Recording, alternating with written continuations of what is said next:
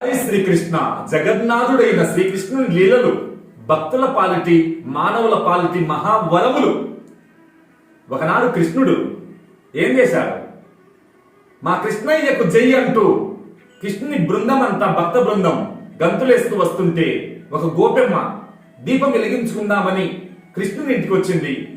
కృష్ణయ్యకు జై అన్న పిలుపు చెవిలో పడింది. ఇంకేముంది, ఎదురు చూసి వెనక్కి కృష్ణుడు దర్శనం పరమానందంలో లీనమైంది. కానీ గోపెమ్మ దీపానికి బదులుగా చేయి పెట్టి దీపం మంట గోపెమ్మ చేయిని కాల్చి పారేస్తుంది. కానీ గోపెమ్మకు శరీర భ్రమ లేదు, కృష్ణుల్లో లీనమైపోయింది.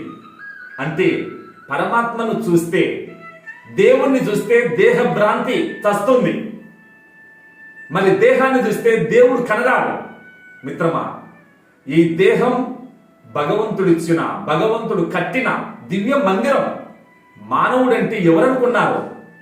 దేవుడు నిర్మించిన దేవస్థానం మానవ దేహం. ఇంత విలువైన దేహాన్ని తీసుకొని, ఓ మానవుడా, నీలో అనంత శక్తులన్నీ భగవంతుడు పెట్టి నిన్ను పంపితే నువ్వు వాటిల్లో 10% అయినా వాడుకోవడం లేదు. అయ్యో, నీ జీవితాన్ని వృధా చేస్తున్నావు. మిత్రమా, నీ శక్తులను నీకు తెలియజేసే సద్గురువు దగ్గరికి తక్షణమే వెళ్ళు. నీ జన్మ ధన్యమై తరిస్తుంది. ఓం స్వస్తి.